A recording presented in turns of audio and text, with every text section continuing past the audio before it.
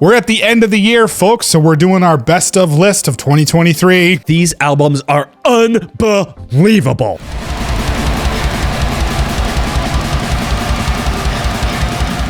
Before we get started, we are super close to 20,000 subscribers. There's a lot of new people in the community. Hit the subscribe button, come hang out. You don't want to miss out. Sulphur Aeon, 7 crowns and 7 seals.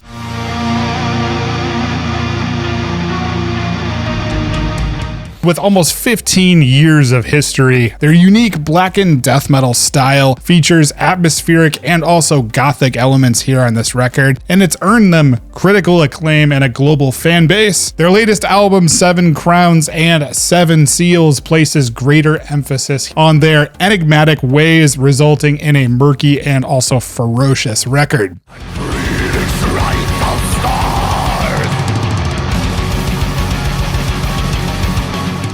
The album commences with the atmospheric somber tidings, seamlessly transitioning into the vicious track, Hammer from the Howling Void.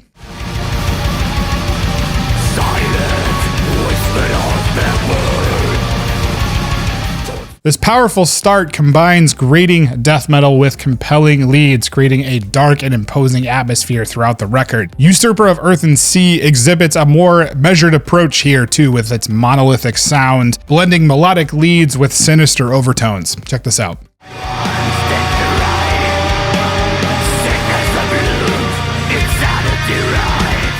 Sulphur Aeon continues to evolve here, with each album and 7 Crowns and 7 Seals arguably being their best work to date. Surprise, motherfucker.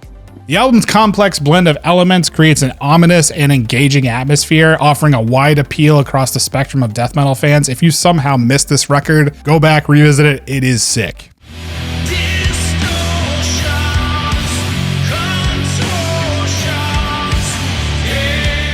Godthrymm. Distortions. Melodic doom is quite easily one of our favorite subgenres, but 2023 didn't really deliver a slew of exceptional melodic doom. Except this record right here, Forgemates.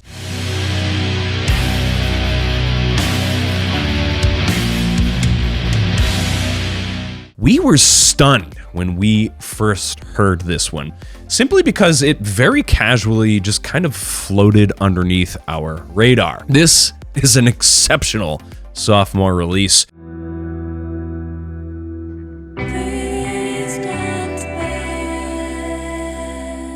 When I saw that the band was listed as an epic doom act, I was expecting more of a ho-hum bland variety of cathedral or Candlemass.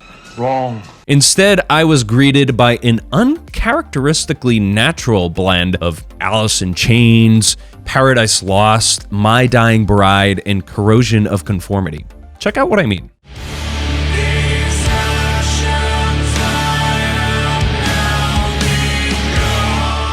It's gotta take something special to catch my attention if your project's runtime is an hour long. This magical metal team has created emotional metal music that hit equally as hard in the feels as they do in the riffs.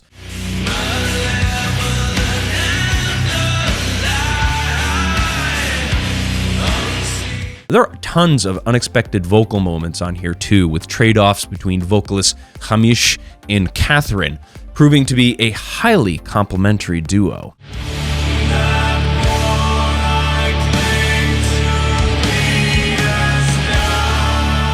You guys were excellent tonight. An overlooked hit from this year, and quite easily the cream of the crop as far as melodic doom metal goes. It's not perfect by any stretch of the imagination, but there are very few albums that have caught my attention like this one has.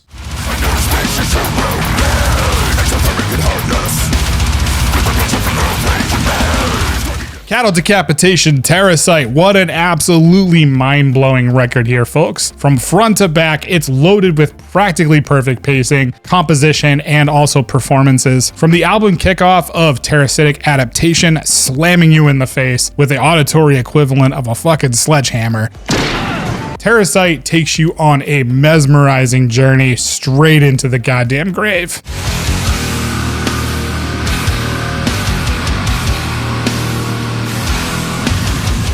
It confronts humanity's self-destruction with a mix of sickened acceptance and virtuous fury. The track Scourge of the Offspring is the perfect example here of what the album showcases with its tech death riffing and masterful drumming. Check this out.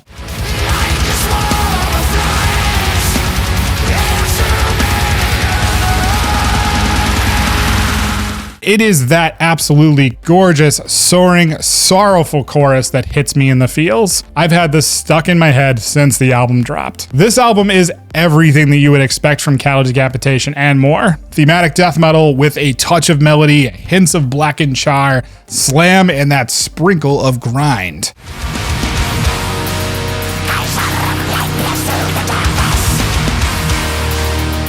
Travis Ryan's trademark vocal delivery and incisive social commentary tie it all together beautifully here too. They've truly taken their vision one step further, giving us an intense dose of brutality and just over-the-top lyricism and mind-blowing musicianship.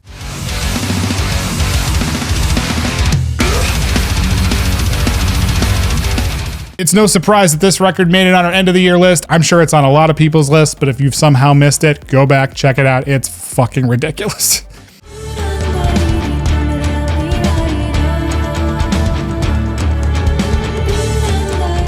Helga wrapped in mist. I love when quasi-metal acts don't pass the metal archive's gatekeepers, like, excuse me, I'm sorry, but your band doesn't have enough grimness, polyrhythms, blast beats, screaming, and or your music is played in malls. You can't actually be on this website. That actually entices me to want to check out the band more because, believe it or not, Forgemates, I don't just listen to metal music. What are you talking about? What we have here is a band's debut album that I just immediately connected with in an emotional and spiritual level.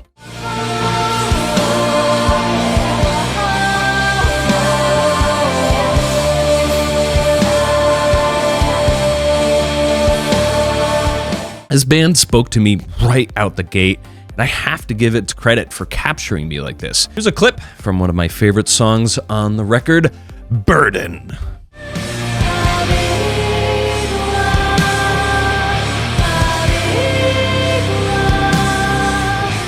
Helga's songs are thematically digestible. I like how they weave Swedish and English lyrics throughout the album, with all of the English songs, keeping it pretty simple and straightforward as far as the lyrics go. The simplicity of these lyrics demand the listener's attention, especially when they're delivered with some of the emotive quality that Helga herself just puts on so gracefully.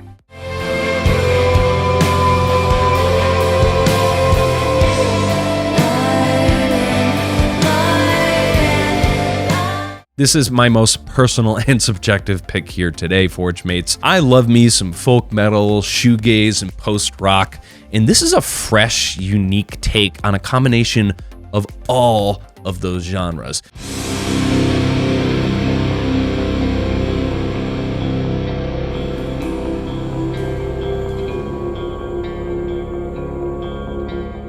It might not be a face-melting metal album, but I don't want to hear that all the time, so I get wrapped up in the mist.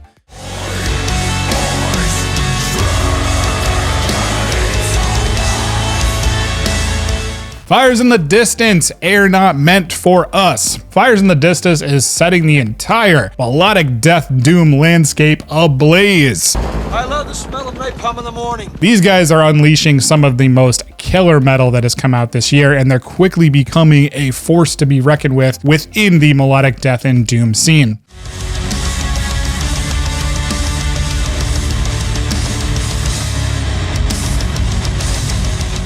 Their second album, Air Not Meant for Us, is a monumental as hell 50-minute journey that will emotionally devastate you while slamming them sad vibes with its breathtaking atmosphere. Check this out.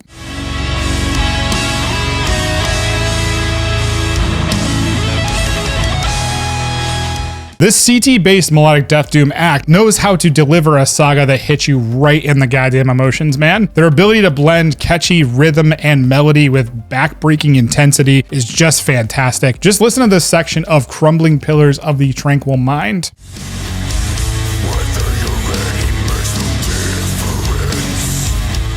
Fires in the Distance have masterfully blended the darkness and heaviness of death and doom metal with mesmerizing melodies and atmospheric elements. If I had one slight criticism, I would say that I want more vocals, man. Super talented, crushingly awesome, beautiful, and man, they fucking rule.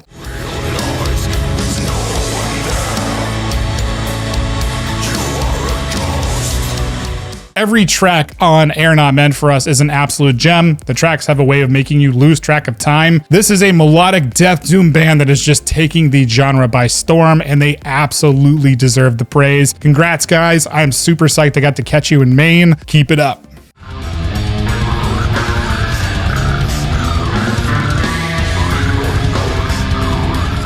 Afterbirth, in but not of. When I first heard this record, I knew it was something very special. This New York-based death metal band has reached into the void and pulled out what can only be considered one of the most unique death metal albums of this year, and maybe one of which I've ever heard, towing the edge of OSDM and more accessible subgenres like dark wave or grunge. You noticing a pattern in my taste yet?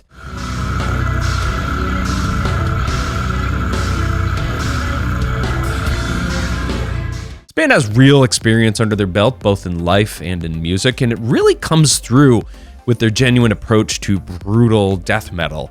Now, on paper, a brutal death metal band from New York just screams suffocation, pyrexia, skinless, any of those. Like a patient and focused monk, however, Afterbirth has transcended that shit, taking a godlike status among the heavens as a band that will absolutely fucking crush you, while making you contemplate the hyperdimensional existence of God and the space-time continuum.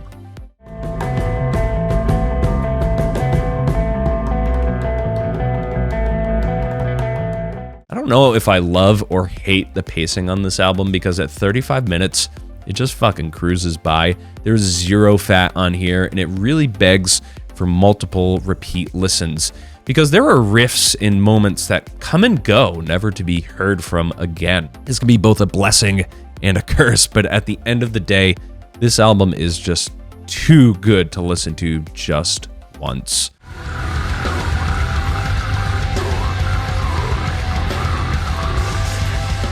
This is a special album for me this year, and it just gets me giddy even thinking about it. I wish this group nothing but success in their future. We'll be rooting for them.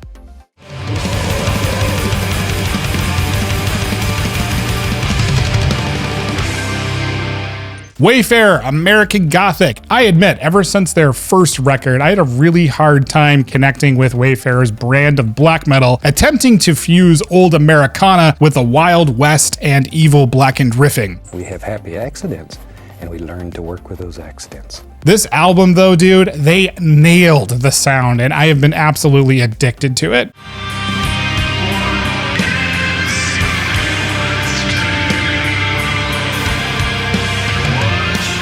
It's like Woven Hand and 16 Horsepower wrote a black metal record, and I fucking love it. I can't get enough. The atmosphere on this record is unmatched, partly because of the music behind it, but also the production, masterfully crafted by Arthur Risk, nailing that old school dark metal sound with a dash of blackened mysticism.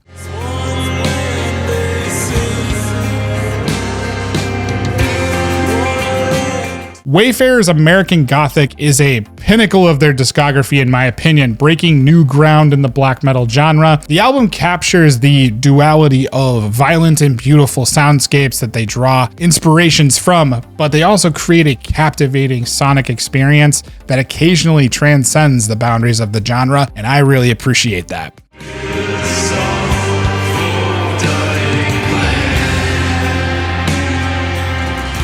Beyond its musical prowess, American Gothic carries a haunting and furious as hell message, serving as a warning about the consequences of perpetual conflict in our world. Amazing record, guys. Check this one out.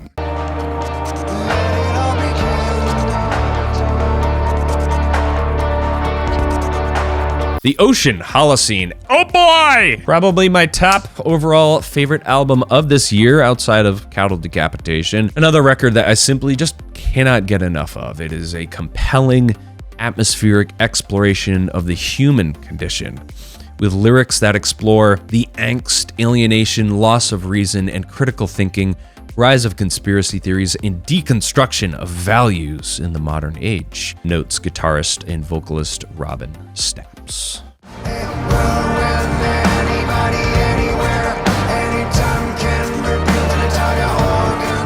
With all that said, there's a lot of pushback against this record due to its softer nature, as if the band can't fucking give you enough polyrhythms and everyone just wants them to sound like the next gent knockoff band. Look, man, this album has one of the best dynamics I've ever heard on a cohesive record, given how it pushes and pulls with its subtleties and in-your-face riffing.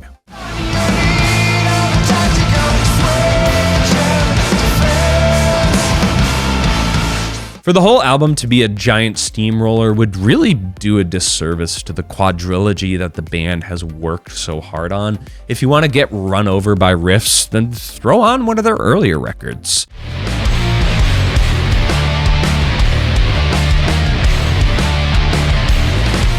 This is a contemplative record that favors meditative frequencies over destruction of property.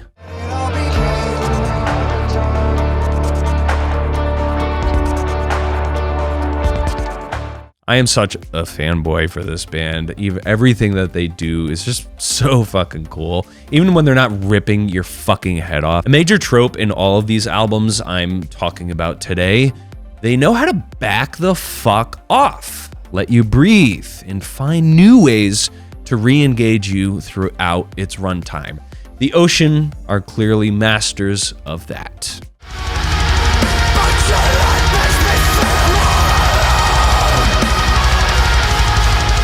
Svalbard, a band known for their fiery as hell convictions, confront personal turmoil on their fourth album, The Weight of the Mask. While the album may not be as overtly political as their previous works, it remains profoundly compelling. Svalbard dives deeper into dreamier, black gaze-inspired sounds, resulting in a richer and more beautiful landscape than their previous efforts, despite how much I love their discography all throughout.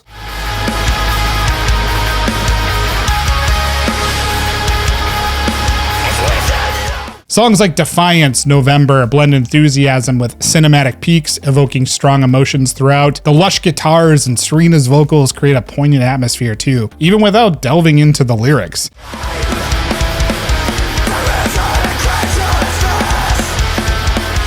Beneath the beauty here lies an unflinching sense of desperation. Serena's raw and brutally honest lyrics captured the pain of depression. Tracks like Faking It, Lights Out provide an accurate portrayal of this mental struggle.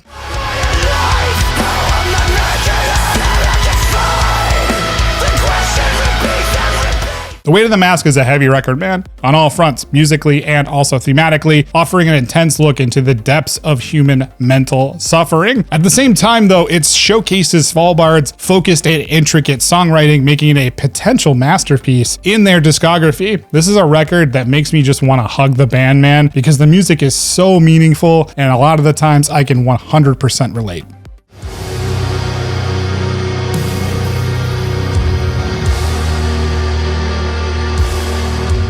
Fvnerals, Let the Earth Be Silent. The third studio album in this band's dark anthology. This is a haunting take on modern doom metal. If Godthrymm delivered a nice cohesive package of doom, this is a nebulous, inorganic style that weaves around you like a necromancer's cloak. Check out what I mean with this clip of For Horror Eats the Light.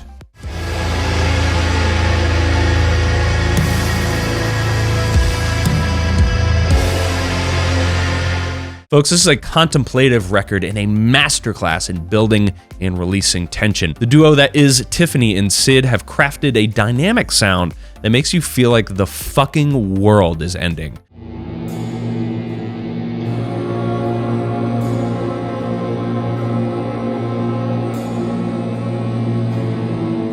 If you know me, I love the soundscape that bands like Godspeed You Black Emperor or Explosions in the Sky deliver.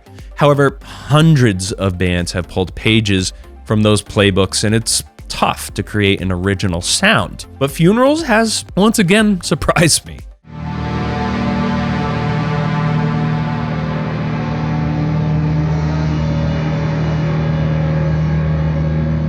This is probably the least musical record on this list, which is ironic because the layering and mixing on this album is really quite fantastic.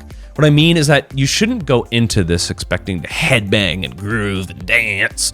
Instead, you should expect to enjoy this record like you would a lazy river ride or a comfortable amount of time in a hot spring. The album will just carry you along, show you some sights, and leave you contemplating all of existence.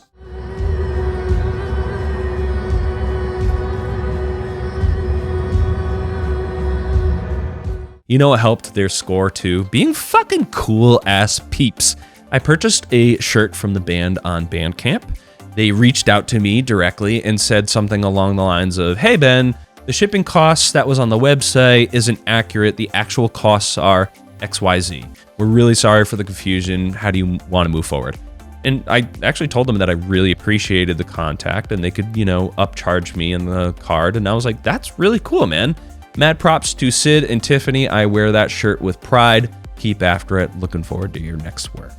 Were your favorite albums of 2023? What are your New Year's resolutions? And check out some of our other videos right here. Yeah, we've got merch too, folks. You're gonna want to check that shit out. Go with the gods, Forge mates. The Terrasite awaits.